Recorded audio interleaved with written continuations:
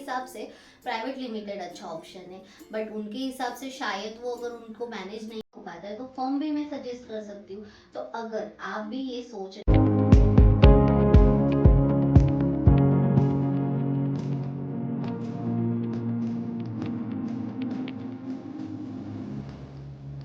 मुझे एक जन ने क्वेश्चन किया कि मुझे बिजनेस स्टार्ट करना है तो मैं किस फॉर्मेशन के थ्रू जाऊँ, मैं पार्टनरशिप फॉर्म करूँ, एलएलपी करूँ या कंपनी को फॉर्म करूँ। अब मेरा जो आंसर है उसके लिए मुझे कुछ पॉइंट्स का उससे इंफॉर्मेशन लेना तो ज़रूरी है, बिकॉज ऐसे कैसे मैं किसी को भी सजेस्ट कर सकती हूँ ना, बिकॉज मेरे हिसाब से प्राइवेट लिमिटेड अच्छा ऑप्शन है, बट उनके हिसाब से शायद वो अगर उनको मैनेज नहीं हो पाता है तो फर्म भी मैं सजेस्ट कर सकती हूँ। तो अगर आप भी ये सोच रहे हो कि आपको बिजनेस स्टार्ट करना है लेकिन समझ में नहीं आ रहा है कि आप प्रोप्राइटरी में जाना चाहिए, फर्म में जाना चाहिए, एलएलपी करना चाहिए या प्राइवेट लिमिटेड करना चाहिए, आपके लिए बेटर ऑप्शन कौन सा है, अगर आप भी ये सोच रहे हो तो इस वीडियो को एंड तक देखो ताकि आपके भी ये जो डाउट्स है वो क्लियर हो सकते।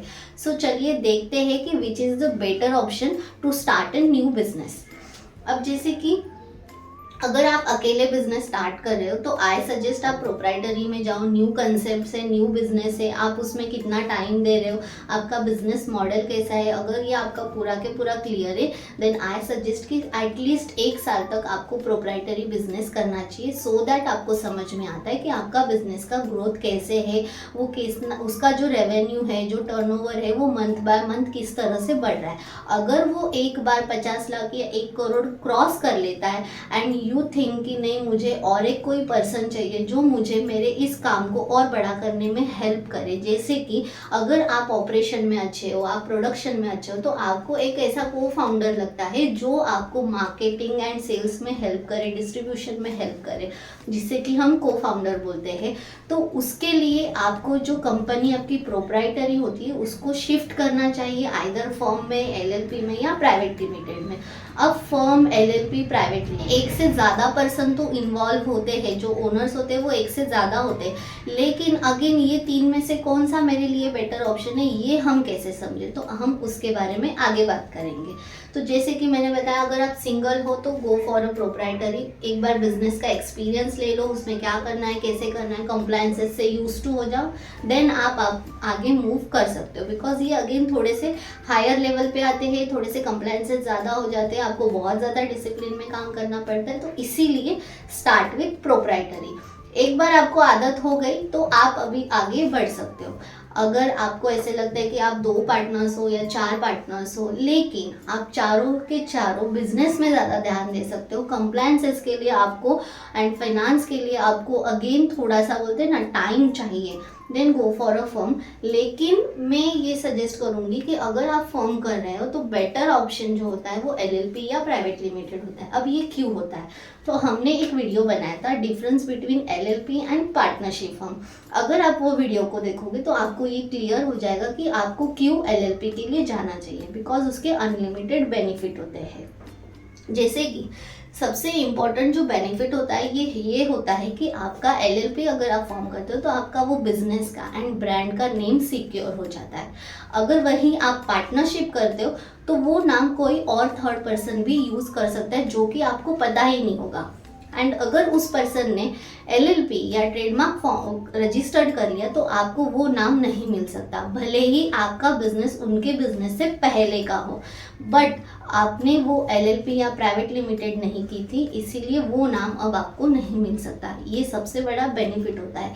हाँ, एलएलपी एंड प्राइवेट लिमिटेड में कंप्लायंसेस थोड़े ज़्यादा होते हैं, थोड़ा सा डिसिप्लिन करना पड़ता है, थोड़े से रूल्स ज़्यादा होते हैं, लेकिन वो भी आपको एक बिजनेस को डिसिप्लिन में करने का तरीका ही सिखाते हैं। सो मुझे ऐसे लगता है कि अगर आप फर्म के लिए जा रहे हो तो बेटर है कि आप एलएलपी या प्राइवेट लिमिटेड कर सकते हो।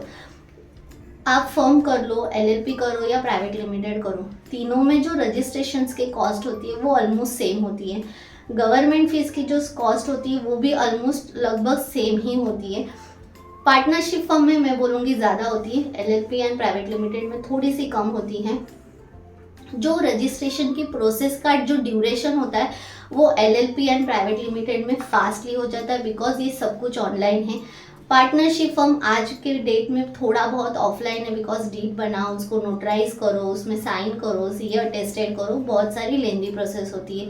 अगेन एलएलपी प्राइवेट लिमिटेड में आपका पैन टैन सब कुछ साथ में आ जाता है। पार्टनरशिप में आपको अलग से प्रोसेस करना पड़ता है, जो कि अगेन और 20 से 25 दिन एक्स्ट्रा का टाइम ले लेता है।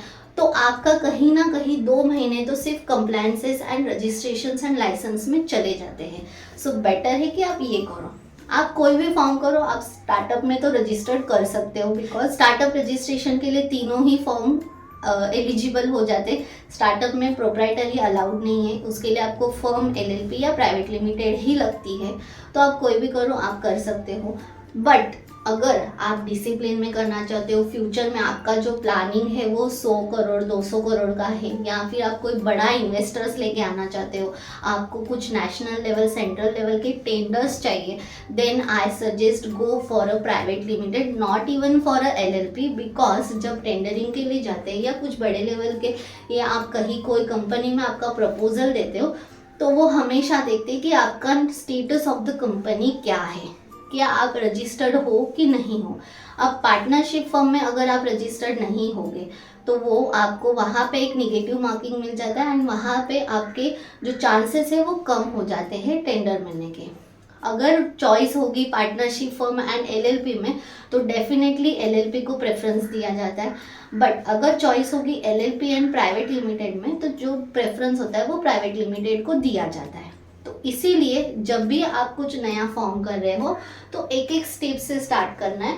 बट अगर आपको कुछ बड़ा एक्टिविटी कर रहे हो, आपका बिजनेस ड्रास्टिकली बढ़ने वाला है, then go for a private limited. ये सिक्योर होता है, आपकी पर्सनल एसेट्स अटैच नहीं होती हैं, एलएलपी में भी नहीं होती है, फर्म में वो होती है। इसीलिए मैंने बोला पहले आप हमारा वो वाला वीडियो ज़रूर देख लीजिए।